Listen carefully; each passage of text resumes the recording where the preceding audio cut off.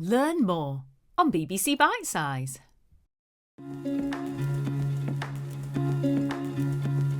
Hi, I'm a Muslim. I'm Jewish. And I'm a Sikh. And we all believe children are a gift from God. And that families are the building blocks of our communities. And society in general. But is it really a family's job to educate their children about their faith? Muslims try to follow the example of Prophet Muhammad ﷺ, who believed teaching children how to behave is really important. He said a father gives his child nothing better than good manners. And education starts straight after a baby is born, when the call to prayer is said into the baby's ears, often by the father. 7 days later, the Aqiqah ceremony takes place, when the parents choose a Muslim name for their child. It's very similar for Jews. We believe it's a mitzvah, a commandment, to bring children up in the faith. And soon after we're born, we're usually given Hebrew names. For boys, this happens on the 7th or 8th day after birth at the Brit Milah ceremony. Some Jews also have a special ceremony for girls called the Simchat Bat, which happens on the first Shabbat after her birth. The Sikh code of conduct, the Brit Milah, says that it's a parent's duty to educate their children in Sikhi. And this starts as soon as possible, after a baby's birth, when the parents say the Mool Mantir, first words of the Sri Guru Granth Sahib Ji, into the baby's ears. A few weeks later, a naming ceremony called the Namkaran takes place at the Gurdwara, our holy place of worship.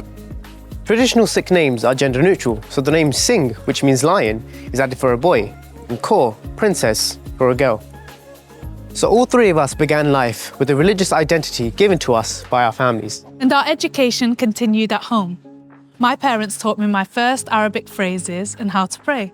I learned what was halal, allowed, especially when it came to food. I celebrated the Shabbat every week with my family, and there are a lot of festivals in Judaism, Sukkot, Hanukkah, Passover, and so on, that we also celebrated at home. My parents taught me what they meant and why they were important. When I was a baby, my parents gave me my first gara, a bangle like this, and I've worn one ever since. And they left my kesh, my hair, uncut, so it grew long. But educating children in a faith can't be the only purpose of a family, because not all families are religious. A lot of people would say that the main purpose of a family is to raise children with love and keep them safe. And that there are other people who have the responsibility to educate them in the faith. Yes, the Quran says, "Let there be a group among you who call others to goodness." So there are people in the wider Muslim community whose job it is to teach us. Every weekend I'd come to a madrasa like this, a school where children are taught how to write Arabic, recite the Quran, and learn more about our faith. And it's similar in Judaism.